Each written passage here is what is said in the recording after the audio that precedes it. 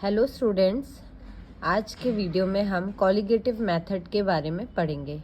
Colligative method ये जैसे कि मैंने आपको लास्ट वीडियो में बताया था, टोनिसिटी मेजरमेंट करने के लिए हमारे पास दो इम्पॉर्टेंट मेथड्स होती हैं। ये पहला था हीमोलाइटिक मेथड और दूसरा है कॉलिगेटिव मेथड। हीमोलाइटिक मेथड हम पहले ही डिस्कस कर चुके हैं। अब बात करते हैं कॉलिगेटिव मेथड की। कॉलिगेटिव मेथड जानने से पहले हम ये जान लेते हैं कॉलिगेटिव प्रॉपर्टीज़ होती क्या है। ठीक है, तो कॉलिगेटिव प्रॉपर्टीज़ ये एक फिज़िकल चेंज होता है किसी भी सॉल्यूशन में। जब हम किसी सॉल्यूट को किसी सॉल्वेंट में ऐड करते हैं तो उसके जो फिज़िकल नेचर है उसमें क्या क्या चेंज आता है उसे हम बोलते हैं कॉलिगेटिव प्रॉपर्टी। ये कॉलिगेटिव प्रॉपर्टी कई टाइप की होती है, like depression in freezing point, boiling point elevation, osmotic pressure and vapour pressure lowering. तो ये 4 टाइप की होती है। तो अभी हम यहाँ पे कॉलिगेटिव मेथड में हम यूज़ कर रहे हैं टू आपका जो भी हमारा आइसोटोनिक सॉल्यूशन है उसको प्रिपेयर करने के लिए, उसको मेजरमेंट करने के लिए। ठीक है, तो इसमें ये जो होता है ये 4 टाइप का होता है। It is based on molecular concentration, दूसरा है based on freezing point data, तीसरा है based on sodium chloride equivalent value, और लास्ट है वाइट विंसेंट मेथड। ठीक है, तो इसमें कई फार्मूले दिए हुए हैं कि इन फार्मूले से आप जो है टोनिसिटी मेज़र कर सकते हैं, टोनिसिटी आप उस सॉल्यूशन की निकाल सकते हैं। ठीक है, अब ये वैल्यूज़ कैसे आई वो मैं आपको नेक्स्ट वीडियो में डिस्कस करूँगी। तो पहले आता है बेस्ड ऑन मॉलिक्यूलर कंसंट्रेशन। तो ये भी है आपका 2 पे डिपेंड करता है।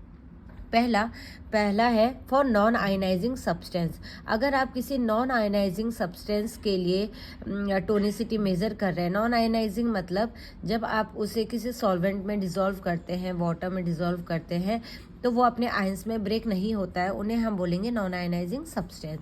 तो नॉन आयनाइजिंग सब्सटेंस के लिए अगर आप टोनिसिटी मेज़र कर रहे हैं तो उसका जो फॉर्मूला है वो है weight by volume percent of substance required, कि कितना वेट बाय वॉल्यूम परसेंट हमें सब्सटेंस की रिक्वायरमेंट रहेगी टोनिसिटी आइसोटोनिक बनाने के लिए, is equals to 0.03% into gram of molecular weight. अभी 0.03% कहाँ से आया है, किस तरीके से इसको कैलकुलेट किया गया है, ये मैं आपको नेक्स्ट वीडियो में डिस्कस करूँगी। आज हम सिर्फ इनके फॉर्मूला जान लेंगे कि अगर आपके पास कोई ड्रग दी जाती है जो नॉन आयनाइजिंग सब्सटेंस है और उसका आपको आइसोटोनिक सॉल्यूशन बनाना है, तो आप किन फार्मूला से उसका आइसोटोनिक सॉल्यूशन बना सकते हैं और कितना अमाउंट आप यूज़ करें कि उसका आइसोटोनिक सॉल्यूशन प्रिपेयर हो जाए। दूसरा आता है फॉर आयनाइजिंग सब्सटेंस। ऑब्वियसली जो सब्सटेंस आपके एक्वस सॉल्यूशन है जो सॉल्वेंट में डालने पर आयनाइज हो जाते हैं उन्हें आयनाइजिंग सब्सटेंस कहते हैं। उसके लिए जो यहाँ पे फॉर्मूला दिया गया है that is weight by volume of substance required कितना आपको चाहिए होगा is equals to 0.03% into gram of molecular weight, उसका कितना मॉलिकुलर वेट है उस सब्सटेंस का, upon number of ion yield by the molecules. मतलब जब अगर उस सब्सटेंस को अगर हम जिस भी सॉल्यूशन में एक्वस वाटर में या किसी में हम डाल रहे हैं तो वो कितने नंबर ऑफ आयंस में ब्रेक हो रहा है, वो यहाँ पे नंबर ऑफ आयंस आ जाएंगे। तो इस तरीके से हम दो जो नॉन आयनाइजिंग सब्सटेंस है, आयनाइजिंग सब्सटेंस है, उनको हम कैलकुलेट कर सकते हैं। उनको आइसोटोनिक कैसे बनाएं उसको इन दो जो आपके फॉर्मूला है इनसे कैलकुलेट कर सकते हैं। दूसरा जो मेथड आता है based on freezing point. Freezing point के बेसिस पे अगर हमारे पास किसी ड्रग का फ्रीजिंग पॉइंट अवेलेबल है तो उसके बेसिस पे हम उसका टोनिसिटी निकाल सकते हैं, आइसोटोनिसिटी निकाल सकते हैं। तो उसके लिए आ गया formula amount of adjusting substance required is equals to 0.52 minus A upon B. ठीक है, कि कितना हम एडजस्टिंग सब्सटेंस उसमें ऐड करें कि वो आइसोटोनिक प्रिपेयर हो जाए, हमारा आइसोटोनिक सॉल्यूशन बन जाए।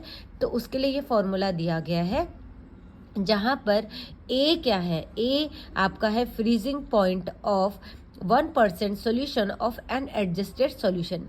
ठीक है, मतलब जब आपने उस सॉल्यूशन को एडजस्ट नहीं किया, मतलब उसमें आपने कोई अदर सब्सटेंस ऐड नहीं किया, वो अभी क्या है अनएडजस्टेड फॉर्म में है, तो उसका जो 1% सोल्यूशन है, उस सोल्यूशन का जो 1% जो आपके पास सोल्यूशन है, उसका फ्रीजिंग पॉइंट क्या है, वो हो जाएगा ए।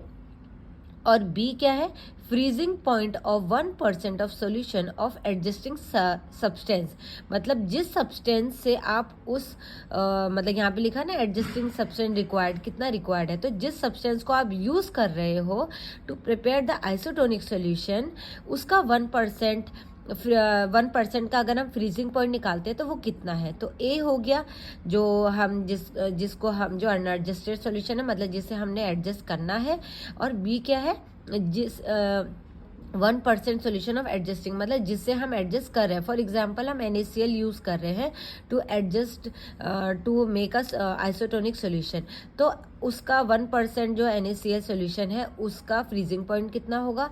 और अनएडजस्टेड सोल्यूशन कोई भी ड्रग हमारी है, ड्रग सोल्यूशन जो भी हम उसका आइसोटोनिक बना रहे हैं, उसका 1% का फ्रीजिंग पॉइंट कितना है, वो हो जाएगा ए। ठीक है, तो ये आपके 2 मेथड हो गए हैं। उसके बाद थर्ड मेथड जो आता है that is based on NaCl equivalent method. ठीक है, इसमें आपका अमाउंट ऑफ NaCl रिक्वायर्ड, कितना NaCl हम यूज़ करें कि वो आइसोटोनिक बन जाए। तो इसके लिए जो फॉर्मूला है वो है 0.9%। आपको पता है 0.9% जो NaCl है वो आइसोटोनिक सोल्यूशन होता है। ठीक है, माइनस % ऑफ सोल्यूशन, माना आपके पास कोई भी जो ड्रग है उसका आपके पास 2% या 3% या 0.5% सोल्यूशन आपके पास अवेलेबल है, तो वो हो जाएगा आपका 5, जैसे आ जा रहा है यहाँ पे परसेंटेज ऑफ ड्रग सॉल्यूशन। तो उस ड्रग का अगर आपके पास 5% है तो आप यहाँ पे 5 लिख देंगे, इनटू आ जाएगा आपका जो सोडियम इक्विवेलेंट की जो वैल्यू होती है, वो तो सोडियम इक्विवेलेंट जो आपका उस ड्रग के लिए होगा, उस पर्टिकुलर ड्रग के लिए जो इक्विवेलेंट की वैल्यू होगी NaCl की, वो वहाँ पे आ जाएगी। तो जब मैं आपको एग्जाम्पल दूंगी नेक्स्ट वीडियो में, मैं आपको विद एग्जाम्पल ये चीज़ एक्सप्लेन करूँगी, तो आपको और इजीली क्लियर हो जाएगा कि E की वैल्यू किसी और ड्रग के लिए आप कैसे कैलकुलेट कर सकते हैं। और लास्ट जो मेथड आता है that is White Vincent method. तो वाइट विंसेंट मेथड के जो फॉर्मूला है V equals to W into E into 111.1। ठीक है, जहाँ पे V क्या है, volume of water to make isotonic solution, कि कितना वाटर हम उसमें ऐड करें कि वो हमारा आइसोटोनिक सोल्यूशन बन जाए। ठीक है, वो निकालने के लिए जो फॉर्मूला है W इंटू E इंटू 111.1। ठीक है, तो W क्या है, given weight of the drug in the gram, कि कितना ड्रग हम यूज़ कर रहे हैं, कितना उसका हम वेट यूज़ कर रहे हैं, वो उसका वेट आ जाएगा ड्रग का। ई क्या है, NaCl equivalent value of the drug. E वही जैसे मैंने आपको यहाँ ऊपर भी बताया, ई की वैल्यू हर एक NaCl इक्विवेलेंट जो वैल्यू है, वो NaCl इक्विवेलेंट वैल्यू हर एक ड्रग के लिए अलग अलग होती है। तो वो कैसे कैलकुलेट करते वो आपको मैं नेक्स्ट वीडियो में एक्सप्लेन करूँगी। और 111.1 जो है डेट इज़ कांस्टेंट, ये कांस्टेंट है, और इसको इन फॉर्मूला को यूज़ करके आप क्या कर सकते हो, आइसोटोनिक सॉल्यूशन प्रिपेयर कर सकते हो। ठीक है, तो ये आपके फॉर्मूला थे जिसको यूज़ करके आप आइसोटोनिक सॉल्यूशन प्रिपेयर कर सकते हैं। ठीक है, आई होप आपको ये वीडियो समझ में आया हो। Thank you.